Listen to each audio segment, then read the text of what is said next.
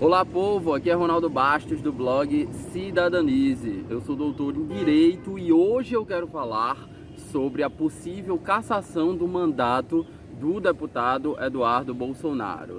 Se você não está sabendo do ocorrido, do que está acontecendo, Eduardo Bolsonaro, em uma entrevista à jornalista Leda Nagli no seu canal do YouTube, mencionou que se a esquerda radicalizasse o movimento, eles poderiam decretar algo similar ao que foi o AI-5, o novo AI-5. Se você não sabe o que é AI-5, o AI-5 ele foi responsável por retirada de uma série de garantias fundamentais. Em um dos próximos vídeos eu vou falar para vocês o que é o AI-5, mas o AI-5 foi responsável pelo fechamento do Congresso, foi responsável pela prisão de presos políticos, suspensão do HC, censura de imprensa, ou seja, foi o ponto mais duro da ditadura militar, né? Ele poderia citar aspectos variados da ditadura militar, mas ele escolheu inclusive o ponto mais duro da ditadura militar, o ponto mais horripilante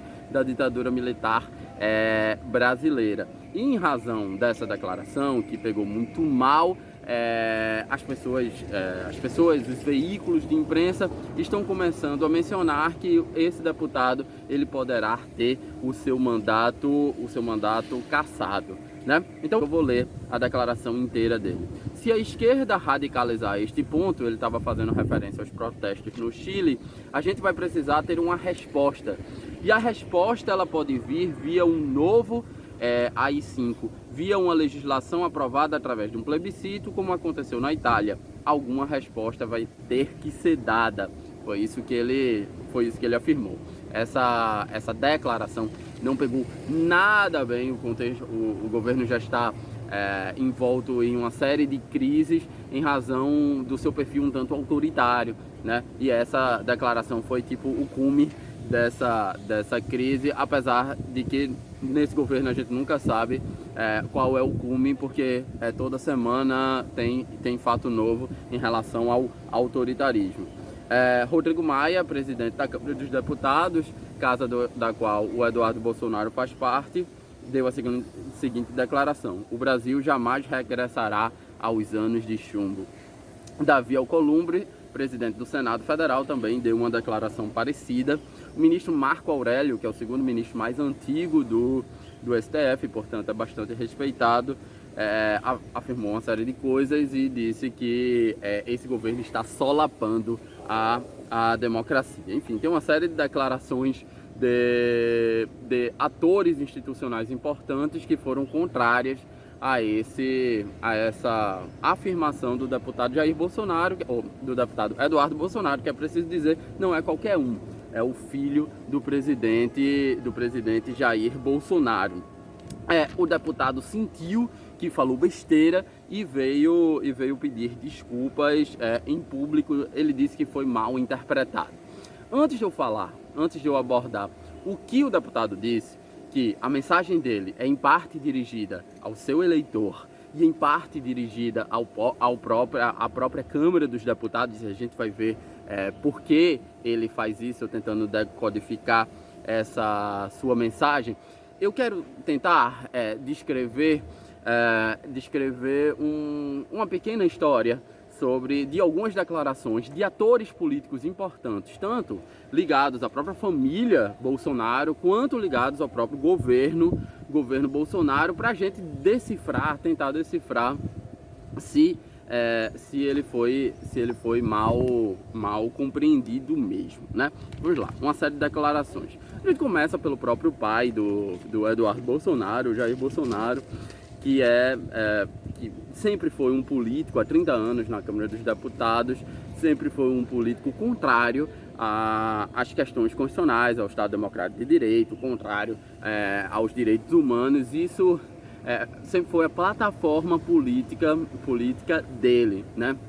E essa questão culminou, dentre tantas declarações quanto em relação à deputada Maria do Rosário, disse que ele não a estupraria porque ela não merecia ser estuprada. Isso é uma ofensa muito clara aos direitos humanos.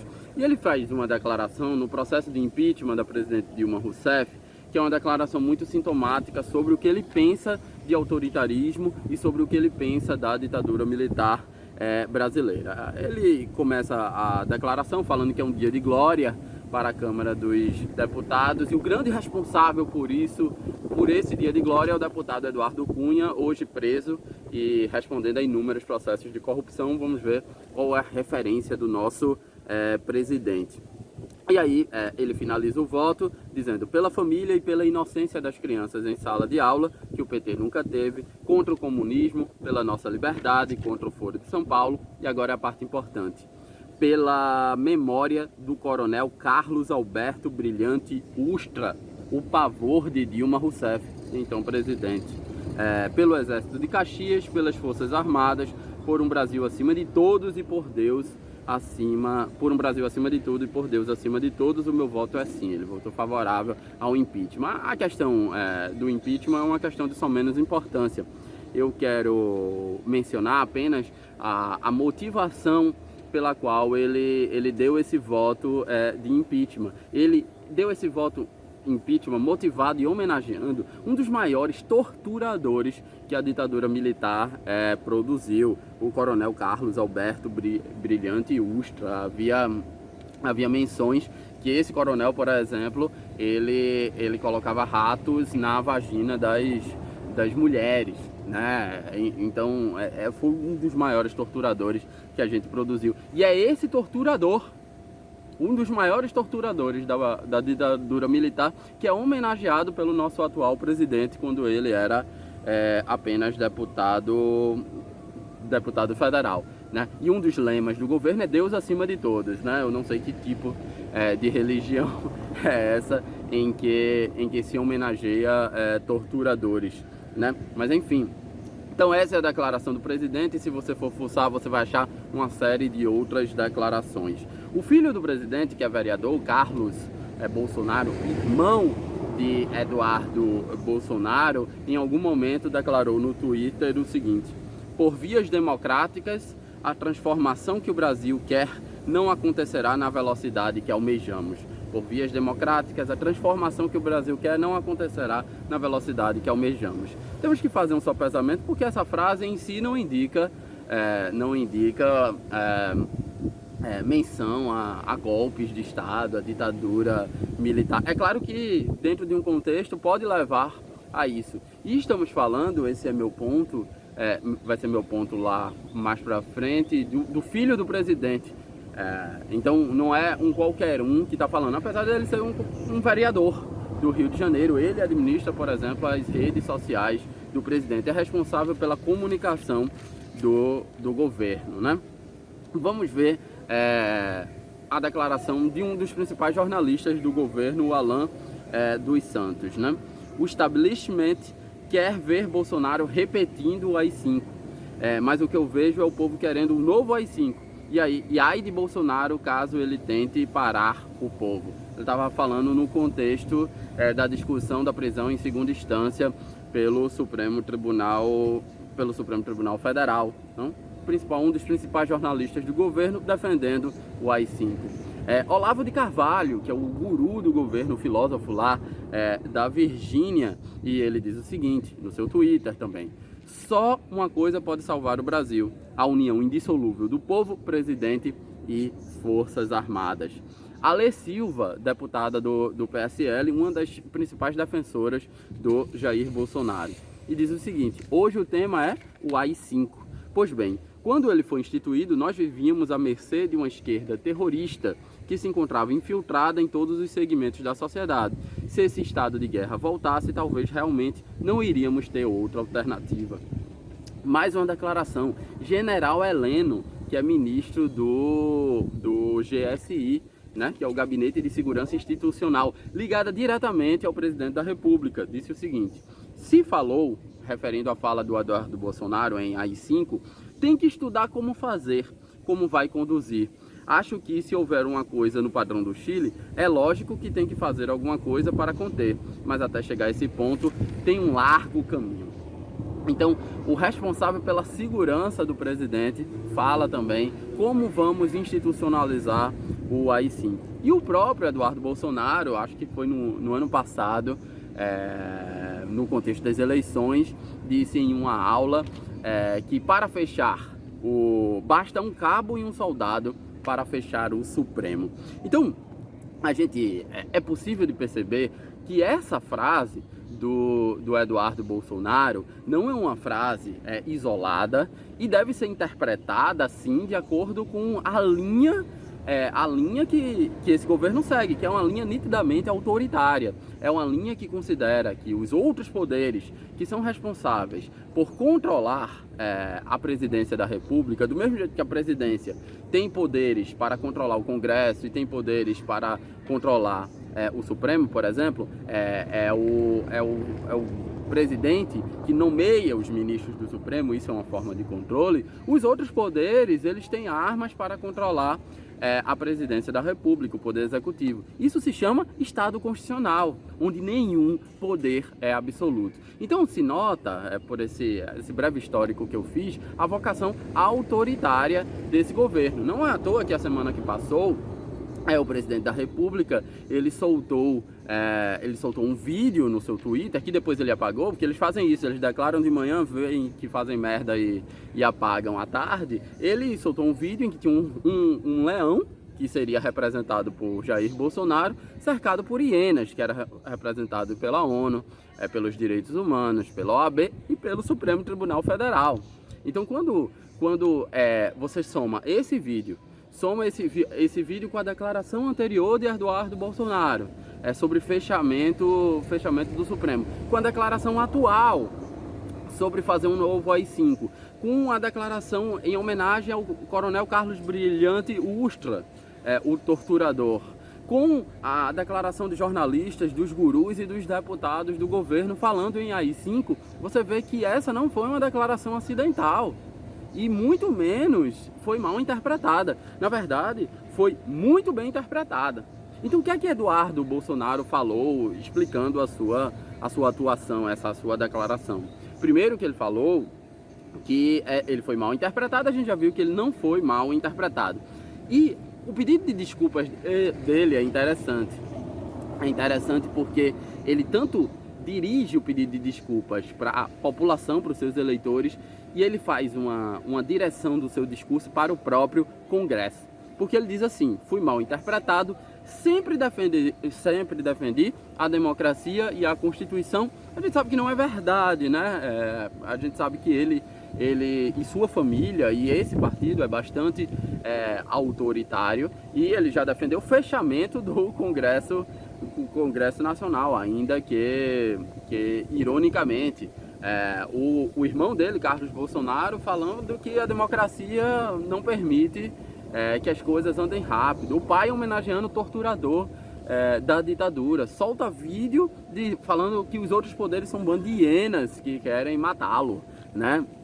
Então não foi mal interpretado, e ele não defende a Constituição e a democracia. E depois ele no seu discurso, ele começa a falar de duas coisas que são interessantes.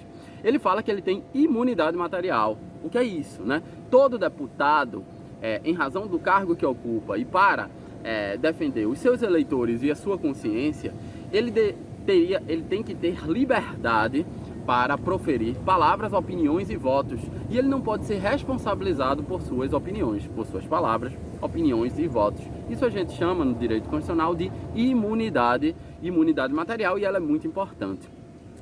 A gente vai ver mais pra frente no vídeo que ela não é absoluta. A imunidade material tem limites, você não pode falar o que quiser em qualquer canto onde você estiver, né?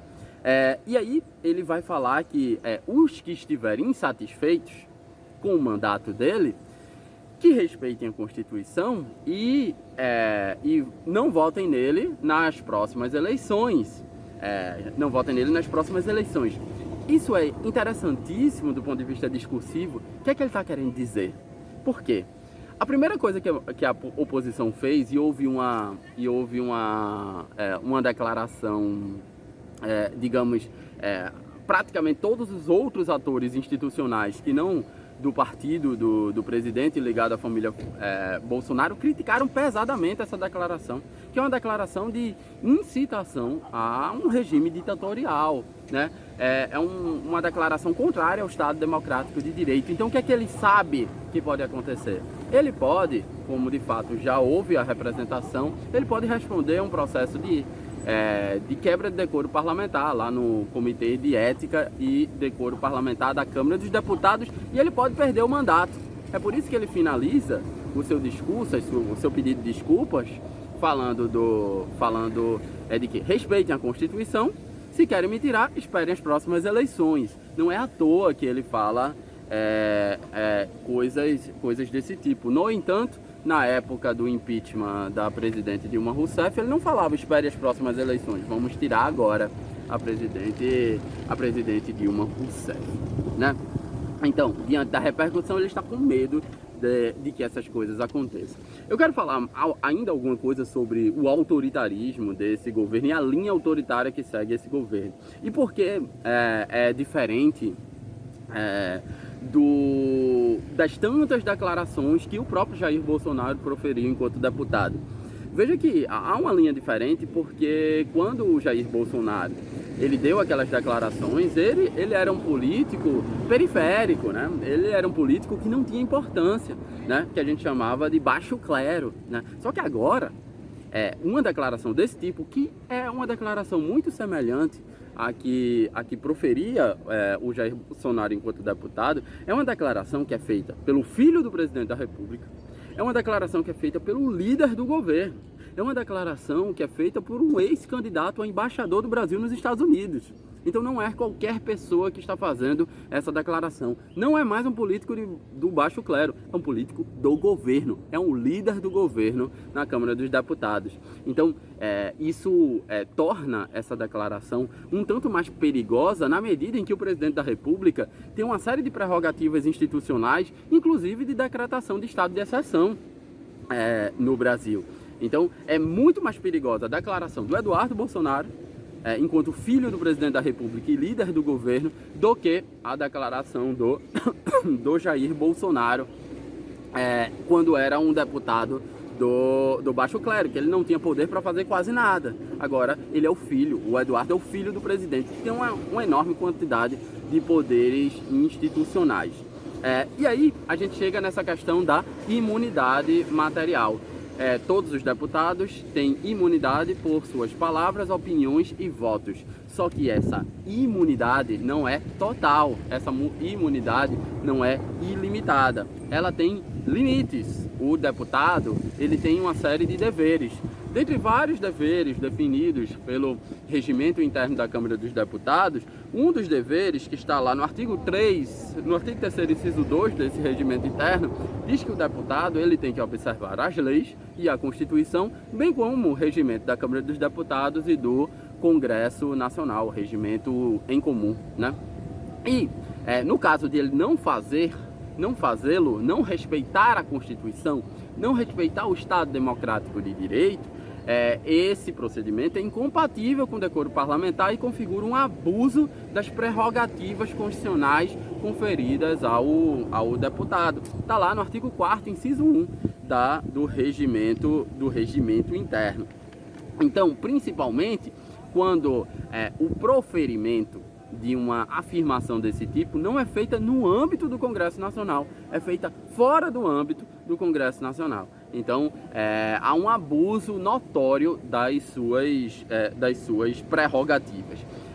E isso é afirmado, inclusive, isso é uma questão de estratégia política, pelo próprio presidente da Comissão do Conselho de Ética e Decoro Parlamentar, que é o presidente Juscelino Filho. O presidente Juscelino Filho, que é do DEM do Maranhão, afirmou muito claramente que a imunidade parlamentar tem limites. Obviamente, todo constitucionalista sabe que todos os direitos previstos na Constituição não podem ser exercidos sem limitações. Eles são limitados por outros direitos. Então, se a imunidade parlamentar é um direito, ela é limitada pelo princípio da soberania do país, do Estado Democrático de Direito. Então você não pode exercer a imunidade parlamentar para destruir o Estado Democrático de Direito, né? Então são essas as limitações, nesse caso específico, da imunidade parlamentar.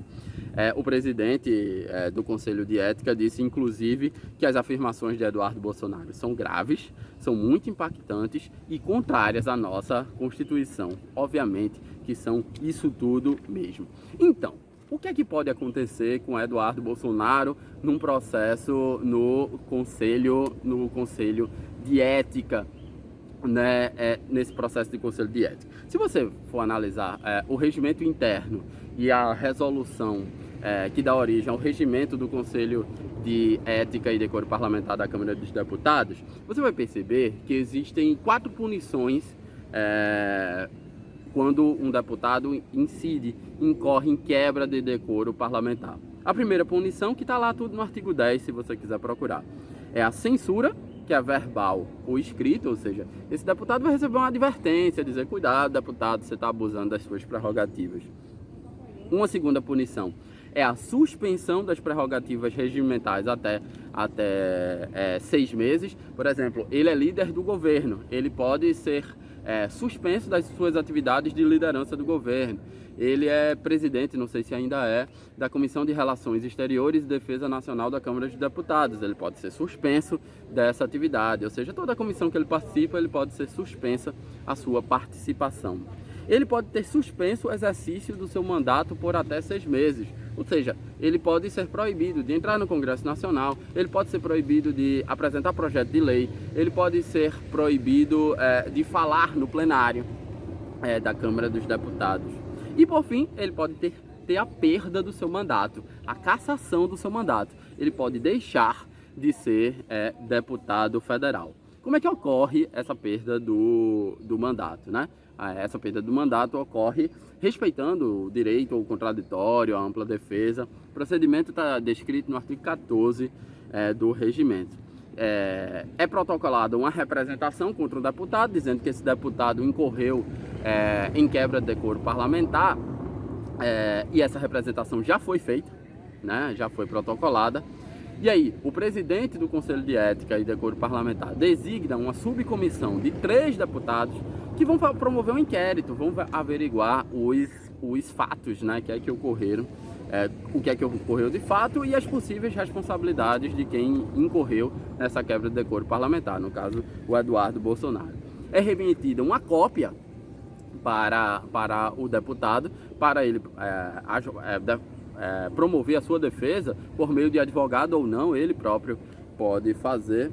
Se não for apresentada, é nomeado um defensor dativo para apresentar essa defesa.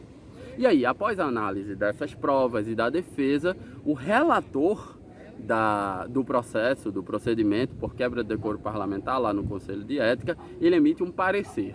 O parecer pode ser pelo arquivamento da representação, ou o parecer pode ser pela condenação do deputado, pela perda do mandato. Esse parecer é votado no Conselho, né, da Câmara dos Deputados. Se obtiver a maioria dos deputados, esse parecer é aprovado e o deputado, que cabe recurso, obviamente, mas o deputado perde o mandato.